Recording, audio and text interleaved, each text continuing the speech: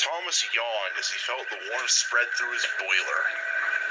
He heard the quiet conversation of Percy talking with his driver, something to do with the post. Are you sure there isn't anything for me? Percy asked.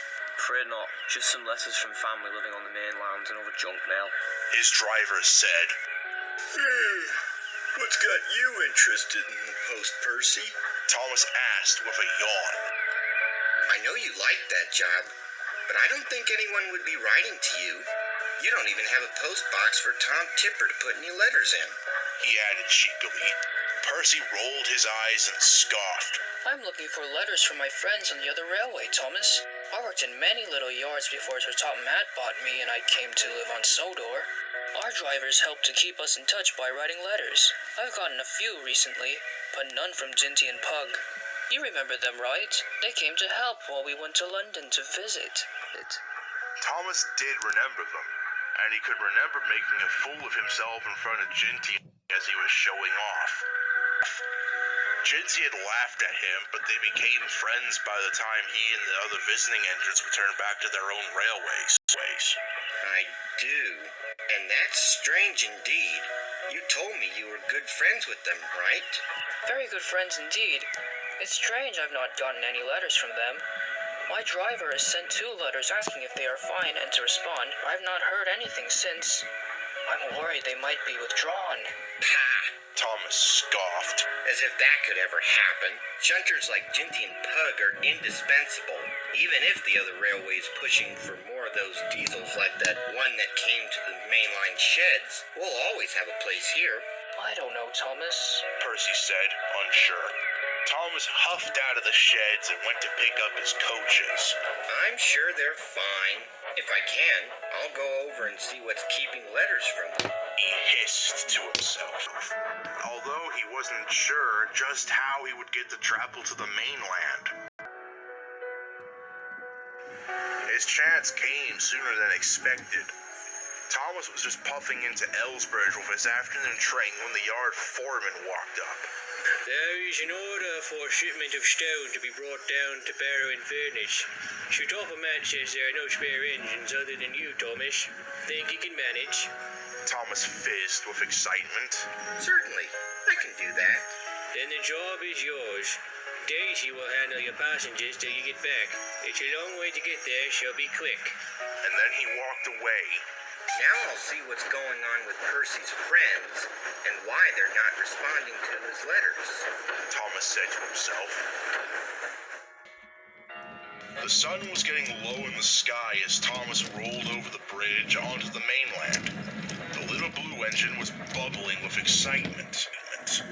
It had been years since he had last been there, and he was eager to see how much had changed. He chuffed past the station over to the goods yard.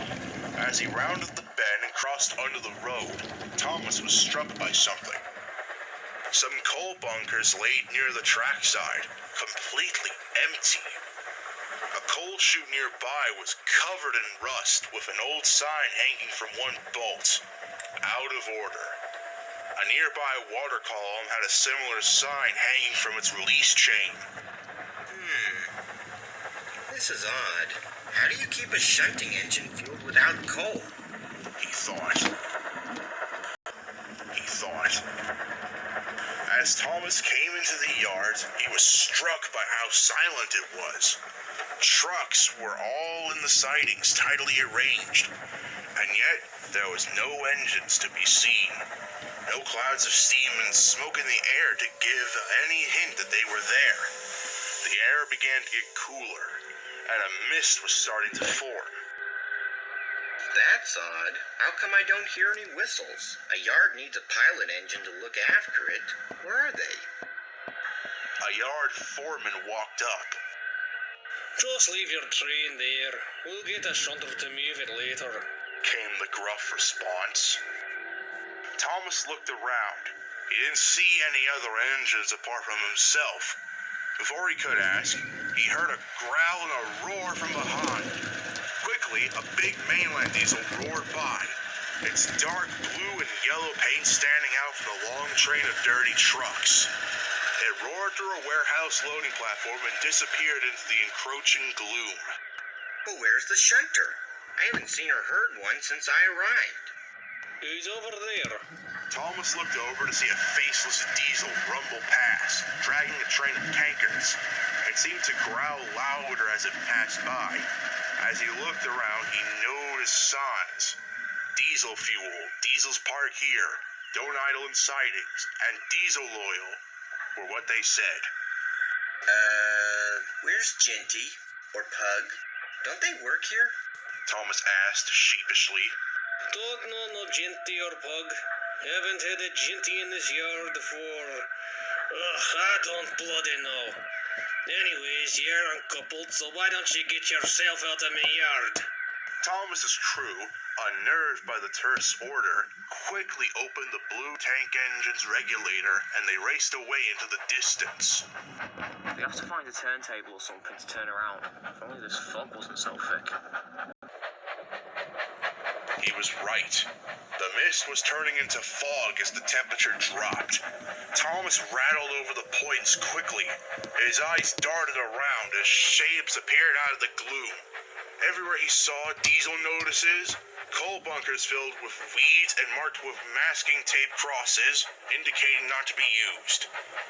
Taking a guess, he followed a set of track curves between some buildings, which gradually became more open as the warehouse got smaller in scale. This must be the way. He thought. But it wasn't. Thomas followed the track for a ways, but nothing felt right. The tracks creaked and groaned under his wheels as the weeds brushed his chassis. Now he was certain this was the wrong way and he was lost. But up ahead he saw a gloomy shape of some steam engines in the dim dusk light. Driver, look! Steam engines. Thomas said hopefully. Maybe they can tell us. The words died in his mouth as the mist slowly cleared to reveal just where Thomas was. There were steam engines, but they were all covered in rust. They lay in piles near the tracks. Many did not have wheels and were just boilers stacked up haphazardly. The few engines still on the tracks chilled Thomas the most. These engines were not as rusty as the others, and seemed to have most of their parts, but they were silent. Silent and dead. Darkened smokebox doors stared out at Thomas, where their faces had once been. All the engines were small tank engines, just like him. Just like...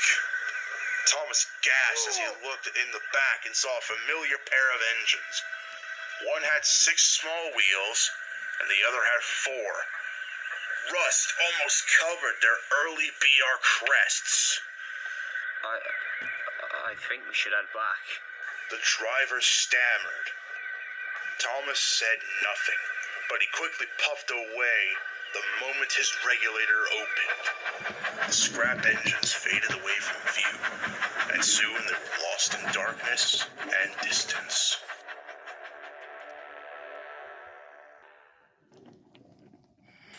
Percy parked his post vans neatly in the sidings and then puffed towards the sheds.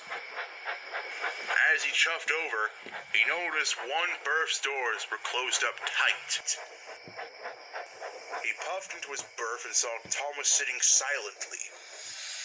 Thomas? The blue engine jumped in shock as if he hadn't noticed Percy coming up. He then tried to force a scowl onto his face. Percy! Don't do that! He berated, trying to sound cross, though Percy could tell something was on his mind. Sorry, how did your trip go? I'm certain you enjoyed it since you never get to travel along the main line. I know you love your branch line, but still, it's nice to get out sometimes. Thomas looked around, as if not sure what to say. Percy puffed it and parked by his side.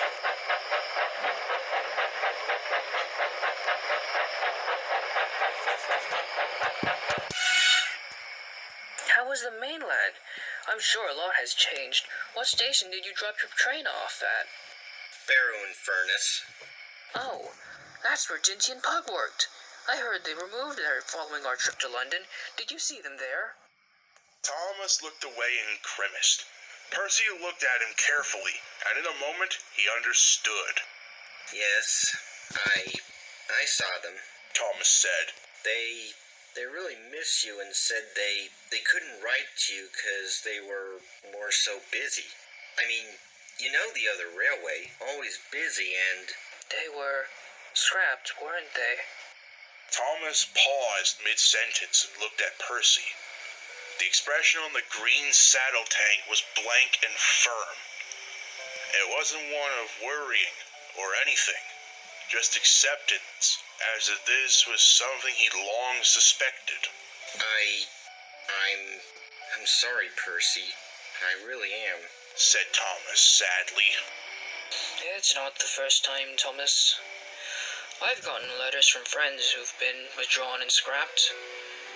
I only wish Ginty and Pug have written a letter to me to say goodbye.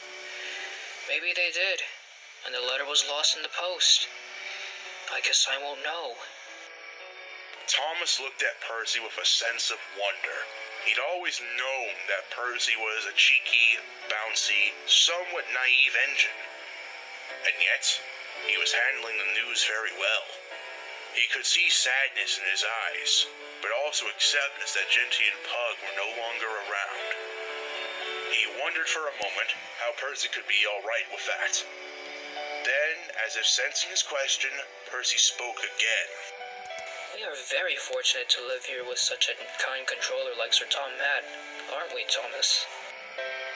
Yes, Percy. We are.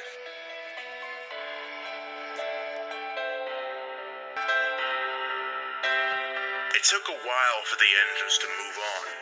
Percy recovered in remarkable time. Soon he was cracking jokes with the trucks and being cheeky as always. Thomas took some time. Sometimes, when he was in the shunting yards, he'd stare out along the main line, retracing his way back to those cold sightings in his mind. Eventually, work shoved those thoughts out of his mind, and a smile soon crossed his face once more.